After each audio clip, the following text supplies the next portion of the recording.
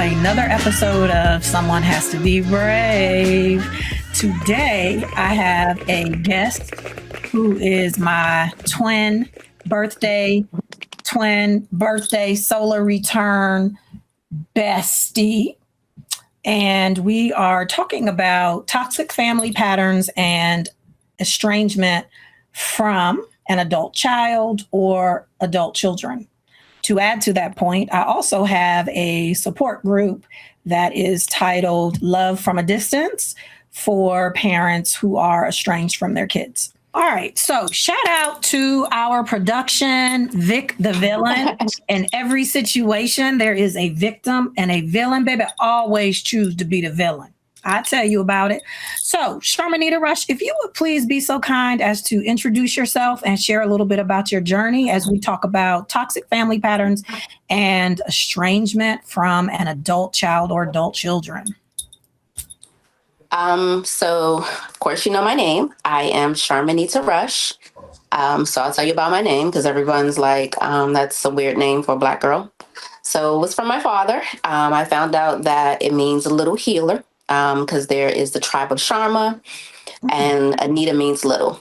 So it took me years to find that out, but I guess it fits me. So you said what? I think so. Yeah, you think so? What I know about you, I think so. Okay, that's pretty cool. My journey, a little bit about me. So 5 years ago, I would say that my first description of myself would be that I'm a mother. I'm a daughter. And, I'm a caregiver. My actual occupation is mortician. But before I became a mortician, I was medical assistant, EMT, lab tech. I did all things taking care of someone. I would say within the last 2 years, I'm learning who I am for myself. Oh, yeah, I'm 50. So now that I'm 50, I am learning who Sharmanita is, not what I am to someone else, but who I really am. And that definitely has been a journey that I'm excited to clear and walk through fiercely. And can I also share that we are both born on the same day of the month and that we just met each other how long ago? It was August. It was August. Was it August? No, it was July. Jeez. Okay, so we've known each other for almost a year now. We met at Wright State. Yep, we met at Wright State University. I feel lopsided. And for an entrepreneur boot camp for veterans, we'll talk about that at another time. Can you share a little bit about your journey? I am the youngest of 13. I am the only child between my mom and my dad. I consider myself the love child. Because my mom had 4 girls before she met my dad, and my dad had 4 girls and 3 boys before they came together. And that is where we can start to dive into the toxicity. Okay. So let's just find out real quick. What made you willing to have this conversation publicly? And also, I want to say to you, if it's important to you, Happy Mother's Day. Well, I guess being a mother to me it's important, but I play so many roles and I have played so many roles to my children that, okay, it's a good name to have, but sometimes you have to step outside of that and you have to do so many other things. Mm-hmm. So I wanted to have, the reason that I'm okay with having this conversation publicly is because it's something that I've been living daily. And if anyone knows me, they know how I have tried to conquer it, or I've tried to step over the obstacles that estrangement from a child, or even learning, and I would say more understanding and dissecting the family patterns. Because let's see, you encouraged me to get a new therapist, which I did. So shout out to Miss Charlotte. I'm going to make sure she watched this because Charlotte is my hero. She's my shiro. Um, she teaches me to be okay with the feeling that I'm having at that moment, to not fight it. I learned from an early age that my job was to be quiet, to be obedient, and regardless of how I'm feeling, to always have a good show, if you can understand what I'm saying. Absolutely. Just like any service member, right? That's enlisted. When I was in the Army, we were conditioned to suck it up and drive on, to even to the degree of medical neglect. And I also want to add that we were taught blind loyalty. One of the things that Mm-hmm. my drill sergeants or commanders would say is, if I say a duck can pull a truck, hook it up. Okay, you know that, Yes, right? Okay. yes. So I guess I was in my own army or my own Air Force because I was Air Force. Um, I was already in my own type of service prior to going in the military because I knew how to adapt to whatever situation. I knew to assess the room at a very young age and to see how much of myself I could expose, or if it was safe for me to be who I was trained to be. Because Mm-hmm. at this point in my life, I'm learning who I am, what I like, what I don't like. Mm-hmm. Because there's so many instances, and I've had to sit with my therapist, I mean, hours to figure out what I love, what I enjoy, that's not associated with my children, that's not associated with my parents, which is not associated with my job, which, well, I say my career because, and it's even a ministry because being a mortician, I've worked very long hours, and working in this arena, it has left me very empty and thankless, not only from the family sometimes you work with, but even your colleagues and the people that you think see you. Mm-hmm.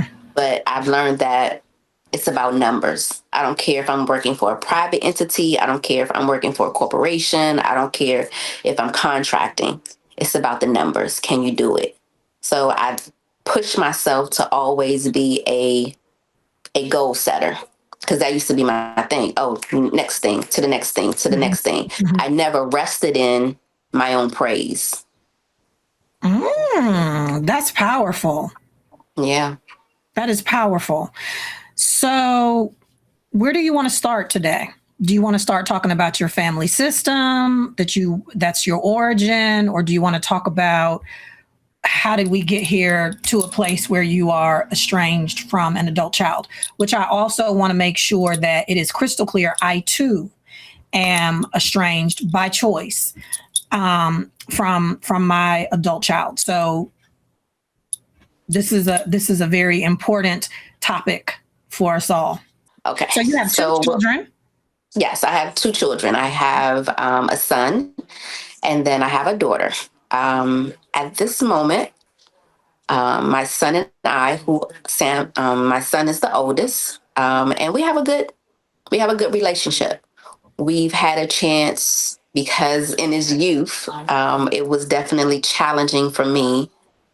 But I would say now, at 24 years old, he is learning who he needs to be, and I'm not being an enabler because I was Mm. definitely an enabler. I learned that I thrived off of codependency. Ooh. So, So tell us yes. what enabler and codependency means for people who don't know, and if you could give a brief example of how you say that showed up in your dynamic between you and your baby boy. So, an enabler is someone that has good intentions, but they step into the role of taking on the problem and taking full control of it, and not allowing that person to deal with whatever issue or situation or environment they're in. So I was good at coaching and telling them what they needed to do and how they should do it.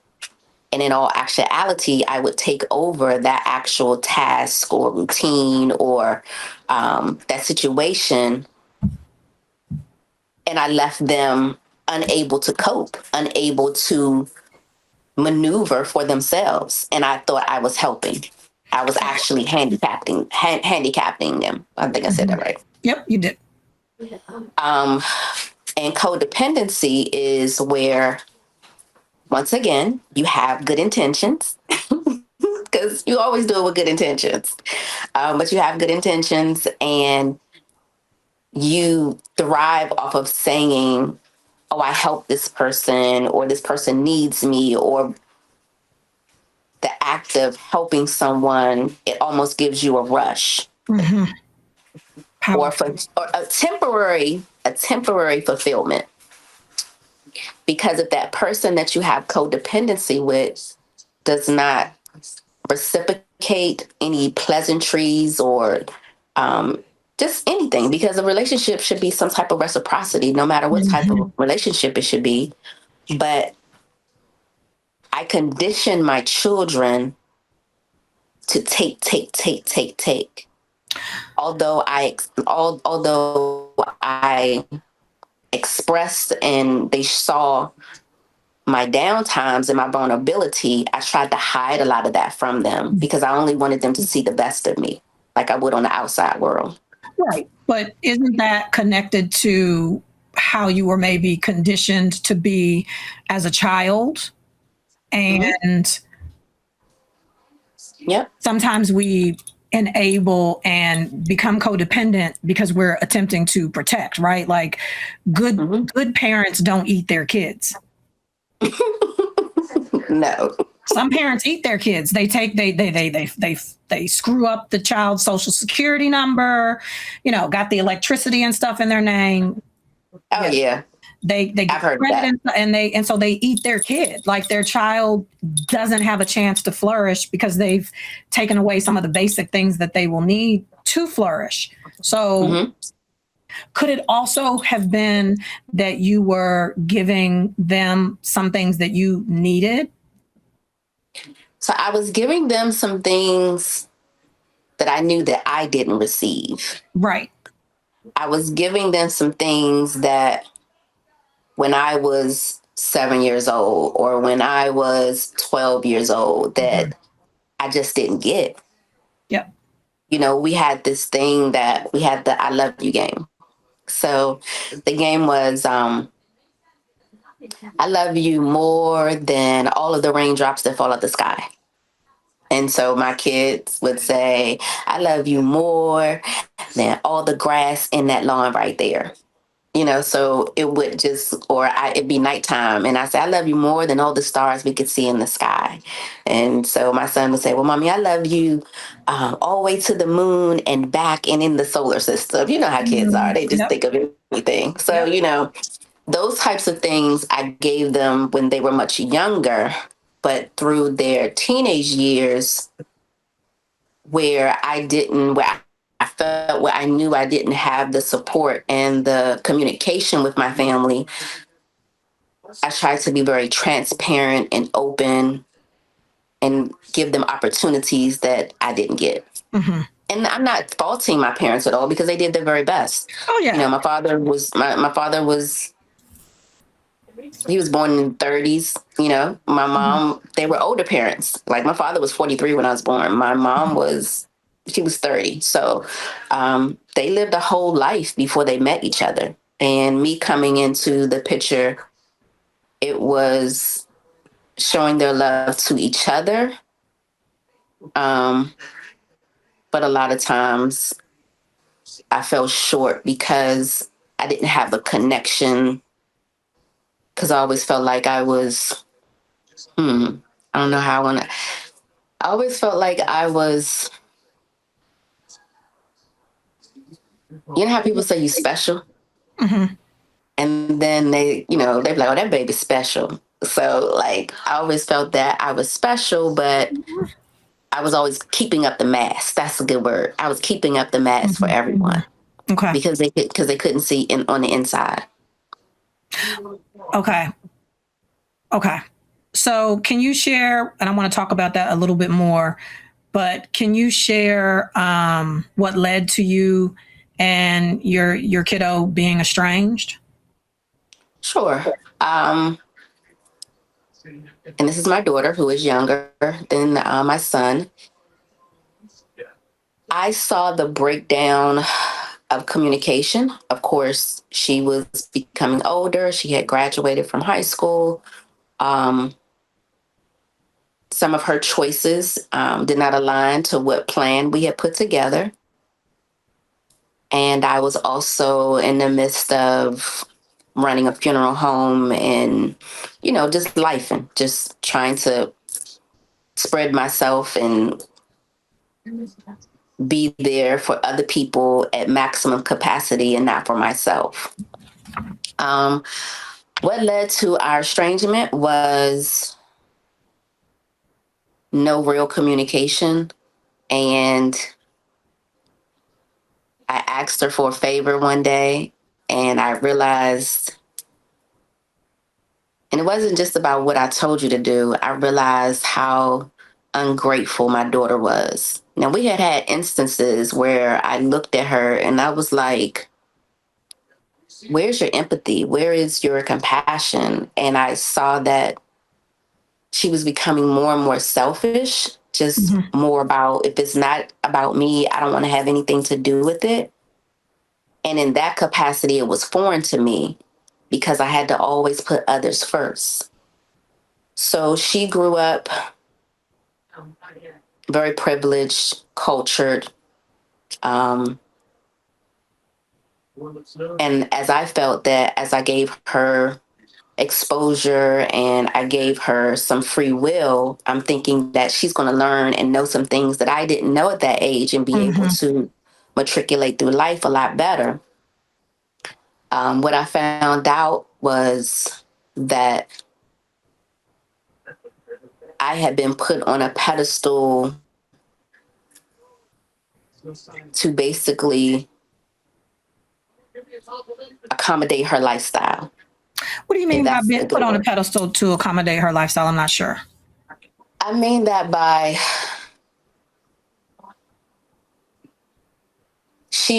I felt that from the fallout and what I have been able to observe is that she assumed or she expected me to always, no matter what, accept her lack of responsibility that she no longer had for even cleaning her room or even paying a bill. The things that I had taught her, she no longer wanted to do. Mm-hmm. And you know how you have those conversations with your kids and you're like, look, if you can't clean this bathroom and keep your room clean, you don't want to do what I want to, what I need for you to do in this household, because I'm never asking you something that I can't do for myself or I wouldn't do Mm-hmm. for you. Mm-hmm. You need to put your big girl panties on, as they always say, and, find somewhere else to live or, find better accommodations for yourself. Mm-hmm. And when I put that into play, she told me that she saw me for the woman that I am and Mm-hmm. that I hurt her deeply. Mm-hmm. And to my answer and to my response was, um, nobody's perfect. That I felt that you no longer wanted to do the things you needed to do to stay in this household because they were always clearly stated. And because I told her that she needed to move, which I gave her like 3 months to move, when I told her that she needed to move, she didn't want to have anything else to say to me. Got it. So, how long have you guys been estranged? Um,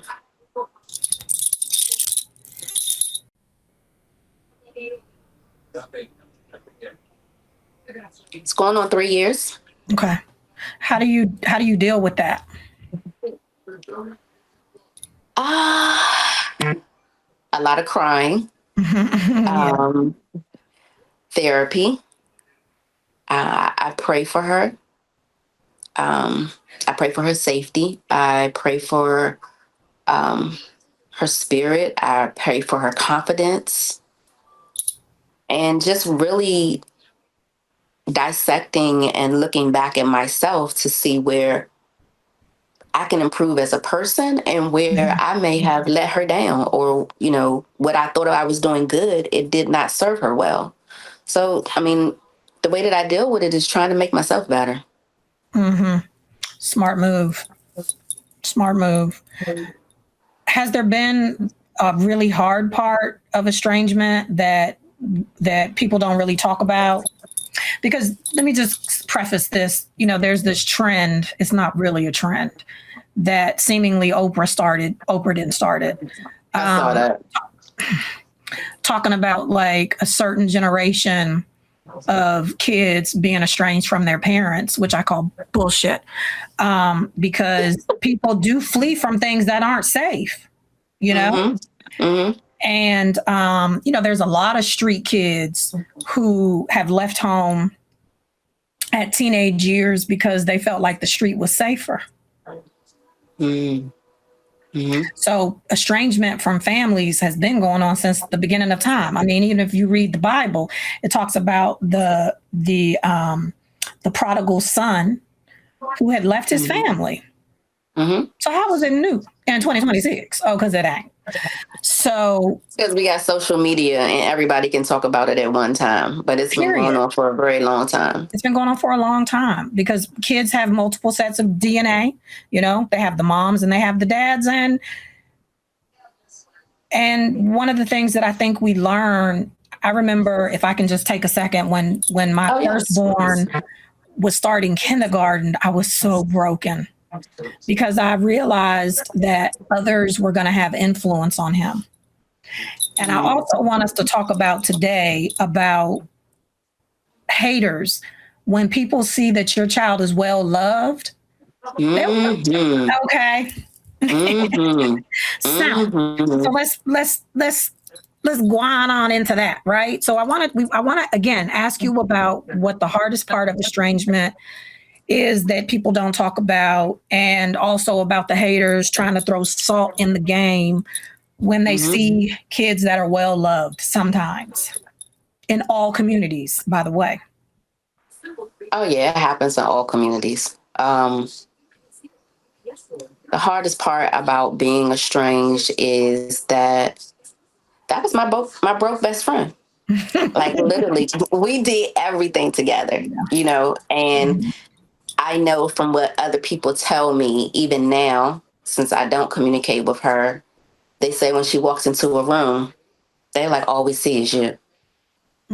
It was like her mannerisms, her conversation, the way she holds herself, or that she matriculates through a room. They're like, oh my God, we see you. The hardest part is the physical separation. The hardest part is the emotional separation. The hardest part is just like I'm grieving her.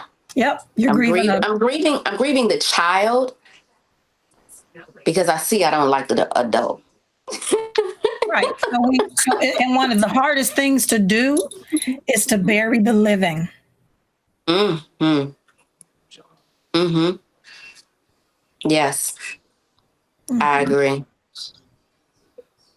Because no matter how much you may want that connection, at some point you have to understand that it may not, one, be healthy for you.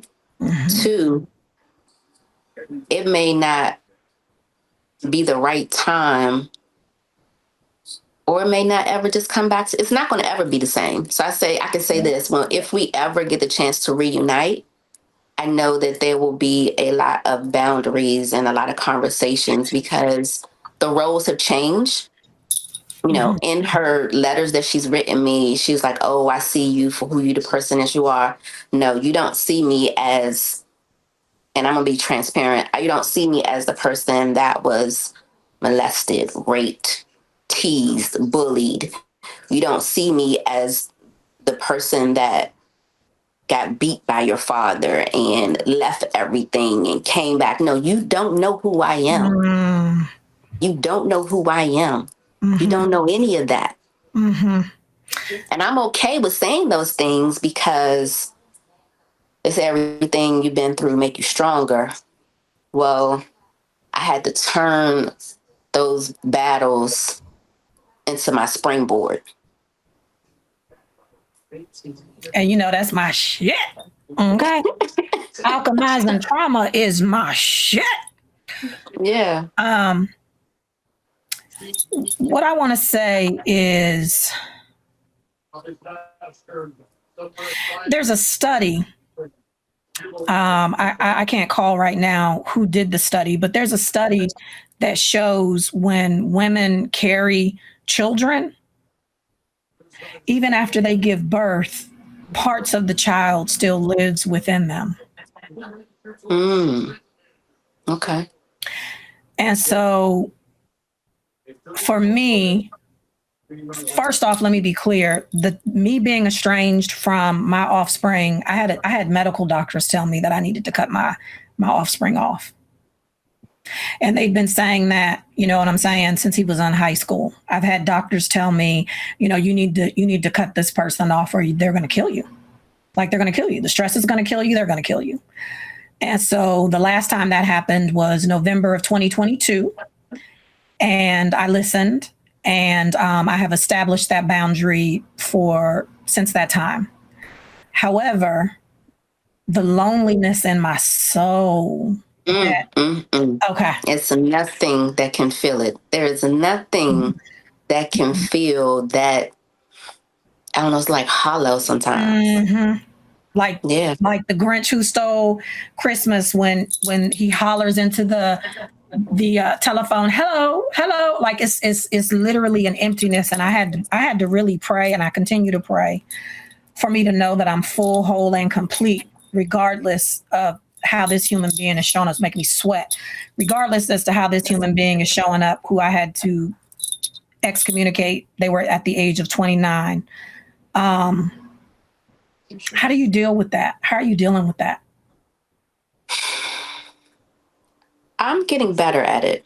She wrote me a letter. I was on a road trip, and she wrote me a letter clearly stating the words, because, you know, I was going to try to go see her to have a conversation. And I guess my son had told her about it. And from my understanding, she was, you know, freaking out or whatever. And she wrote me this letter, and she was just like, you may have given birth to me. I appreciate the sacrifice, but I don't have any entitlement to her.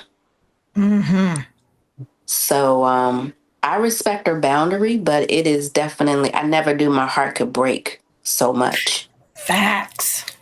And I tell people, the heartbreak from a child, it ain't nothing. Like, the heartbreak of a child, nothing can top it. It don't matter who the dude is that you're in a relationship and y'all break up. It don't matter if it's your mommy or your pappy. The heartbreak of your offspring. Your heartbreak of your offspring that you have walked through the fire for. Period. That you have worked 7 days a week for. That you have done everything you know and that have learned and that have reached out to get help, either for them or yourself, and to still be told whatever action you did is too much and I'll never speak to you again. Facts. So that's crazy. That's crazy. Facts. And the thing that blew my mind, if I may, is it okay if this is a conversation? Oh yes, I want it to be a conversation. Absolutely. So the thing that blew my mind is that I dug in like for a straight 29 years, baby. Like because I left their parental, divorced their parental when they were, the first one was in kindergarten, right? And remained single for the sake of my children. The car I chose to drive based on children. The jobs I took based on children. Where I purchased a home based on children. The food I ate based on children. Even how I dressed based on children. Stayed in church for the sake of children. And so when you have this being tell you basically you ain't shit and you gave them your best, and your report card is straight F's. So I get it. I have definitely at one point low-key stalked, because at one point I was estranged from both. And I definitely have low-key stalked, like, driven to apartment complexes, prayed while driving around. But I had to get to a place of 2 tears in a bucket, motherfuck it, because everybody else in my life said I was doing okay, except for them toxic people. So what has this experience taught you about emotional maturity and relationships? I actually started to read about emotional maturity. I learned about where I fell short, actually where I had maybe placed too much responsibility on them. But because we were latchkey kids, so I did what I knew. What I knew made sense for me. But I also know that not everyone can handle the pressure or the responsibilities of it. About emotional maturity, everyone develops differently, and it definitely matters. It definitely matters how they respond to the situation, be it good, bad, or indifferent, because to have emotional maturity, you have to have empathy, you have to have patience, you have to have a whole lot of things. And not even as a grown person does everyone have all of those things I spoke about. Okay. So I'm going to ask you 2 more questions and we're wrapping up, and you can decide in which order you want to answer them. Is that cool? Yeah, you might have to remind me about the second one, because I got this menopause brain fog. Baby, don't you think I don't know? I know. And period. Okay. So I want to know, what does bravery mean to you in this season of your life? And if your adult child heard this episode one day, what would you like them to know? So being brave is being able to look at yourself. Being brave is being able to love that reflection, regardless of what anybody says, regardless of what anyone's impression of you is or are. And to me, what I would want that adult child that I'm estranged from to know is that I love you. The good, the bad, the ugly. I love you regardless of who you're becoming. Of course, I miss that child that you were. And I hope life is kind to you. Ooh, okay. What I would say to my adult child is, I love you. I love you down to your dirty socks and your dirty drawers. But I had to learn to choose to love me more. And I appreciate, no matter how hard this lesson was. I appreciate you for being brave enough to my firstborn. I appreciate you for being brave and raw enough to be the teacher who gave it to me. Charm, I want to thank you for your time. I appreciate being your sister. I appreciate that you're a mortician. We are 2 Wednesdays doing our thing. And I'm grateful for you. And I'm grateful for Slick Vic, the villain. In every situation, there's a victim and a villain. Always choose to be the villain. And he is cool at all his tasks. On period. On period. Oh, 3 DC kids doing what they do. And that's what that is. I love it. Yes.